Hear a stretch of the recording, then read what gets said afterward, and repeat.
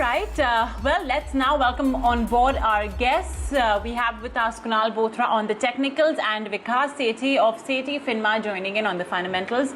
Morning, gentlemen, and Kunal. I guess, unsurprisingly, after what we saw in the US equity markets, there is a bout of recovery kicking in for us back home as well.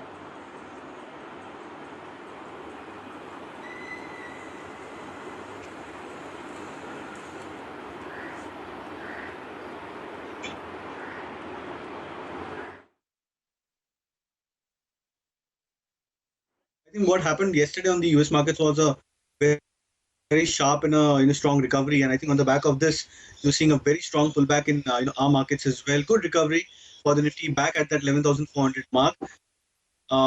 Bank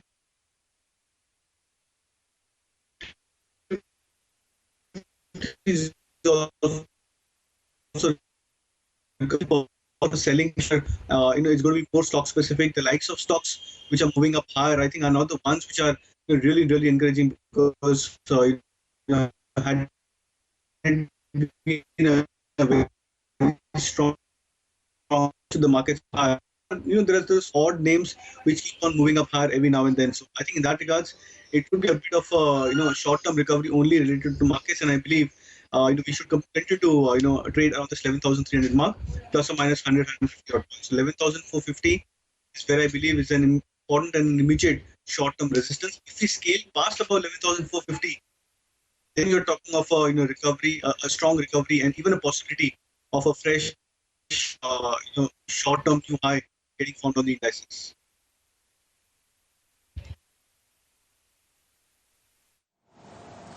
All right, thanks for that, Kunal. Vikas, coming to you, the fundamentals of this market has long surpassed us, but is there anything particular that you'd like to flag off for us this morning? Yeah, good morning, Varun. No, as far as our markets are concerned, after the recent correction which we saw over the last 3-4 days, the markets seem to have started its journey again.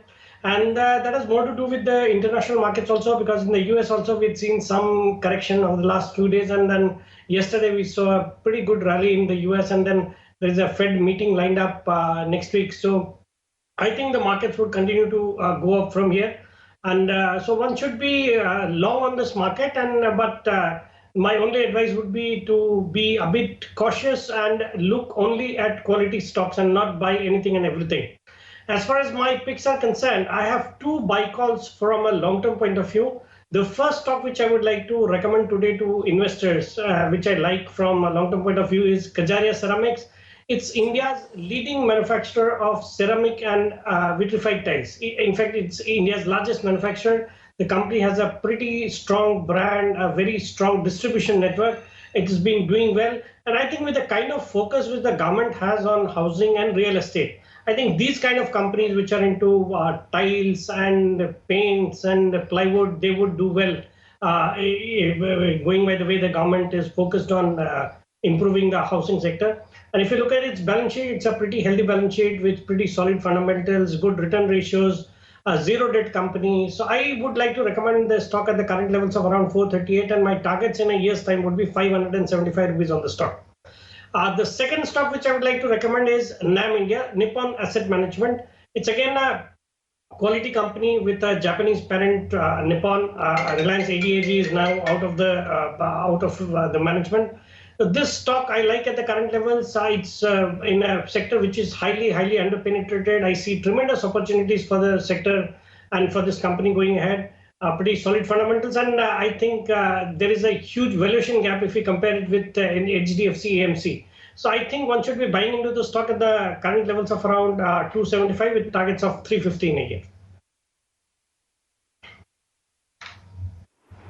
Well, yes, the AMC space certainly is something that everybody has their eyes out on. I mean, not many, companies listed in the space. And yeah, Vikas, one of his picks is Nippon AMC. Reliance, of course, is now out of the picture. The parent is Japanese. He's watching out for a target of 350 rupees. Kajaria Ceramics as well is on his radar. He's watching out for a target of 575 rupees. So those are some of the top picks. We'll also be getting in you some technical picks. All right, let's go across to Kunal Bothra then. And Kunal, what is it that you've got on your radar in terms of both high risk as well as low risk trading strategies?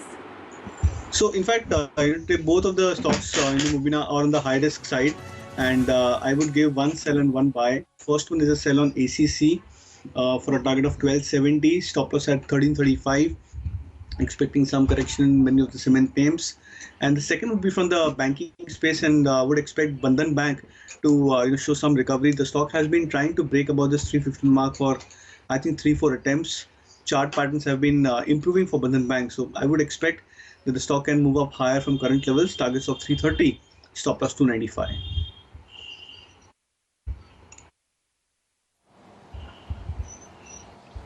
All right, thanks for that, Kunal. Let's now get a move on and get into our queries for this morning. Our first one is from Gyan Gupta. He's bought Airtel at 570 rupees per share, and he's bought Concor at 440 rupees per share. Should he exit or hold? So, Kunal, let's keep it with you. Both those stocks, what do you recommend at the current juncture? For Bharti Airtel, I believe you can continue to hold. I don't see any reason why you should be looking to exit the stock. I still believe Bharti Airtel is a strong and a formidable large cap name.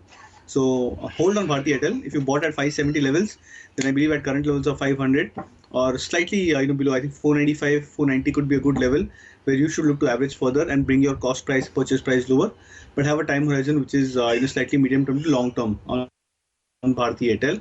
Concor, I think, is more of a short term play because I think the disinvestment news, etc., which has been going around, has been perking the price up on a short term basis. So we need to see concrete evidence that there has been fresh built up purely on the merit of chart patterns, which you've not seen that happening for many of the PSU names. So I believe Concor could be something which you can probably relook. Maybe the stock comes back to a 410, 415 levels if there is any recovery in the markets. I think at those point of time you should look to relook on your investments on Concor.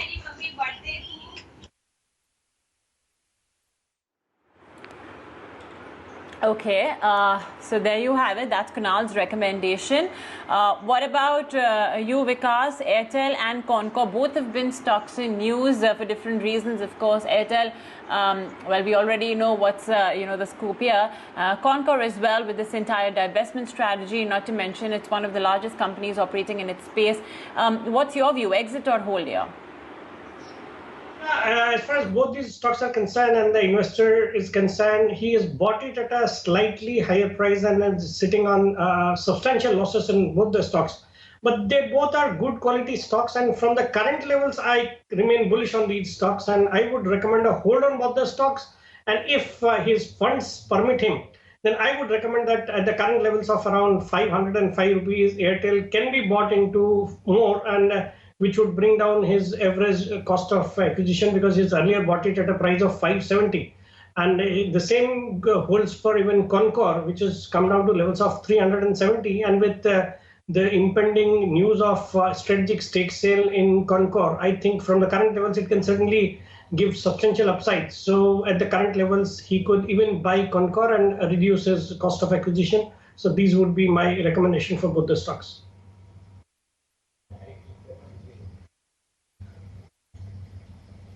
Okay, well, that's essentially the suggestion coming in from both of our experts for both Airtel and Concor, both very relevant right now. Okay, moving on, let's take on board our next question. It's coming in from Soradeep Chatterjee, and he has a question on Torrent Pharma. He says that he has bought 400 shares of this stock and he's bought it at a price point of roughly about 2,600 rupees.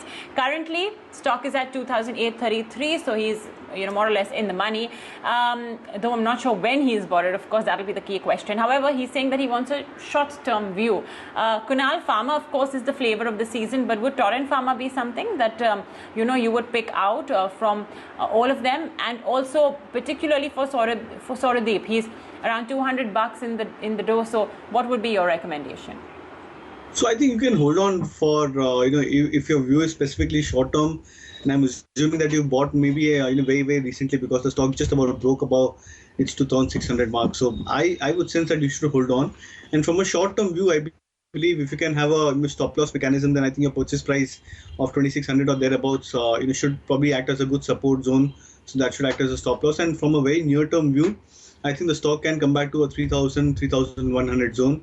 I think the month of August, the stock had hit a high of 3,100 approximately. So that I believe could be retested.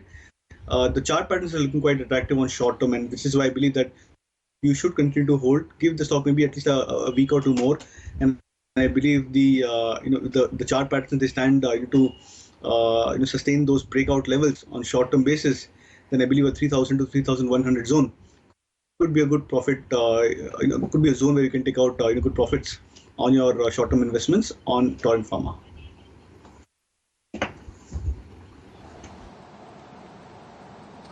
Okay, that's the technical view coming in. Vikas, what's the word on a Torrent Pharma? Looks exciting to you?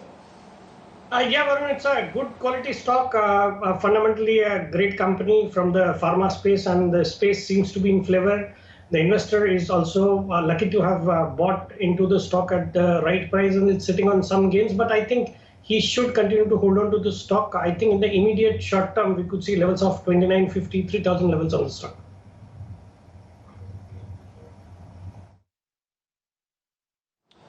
Okay, great. So Vikas definitely positive on that. Also time, I think, for a quick break here on BNSN. Be back shortly with more. Stay tuned.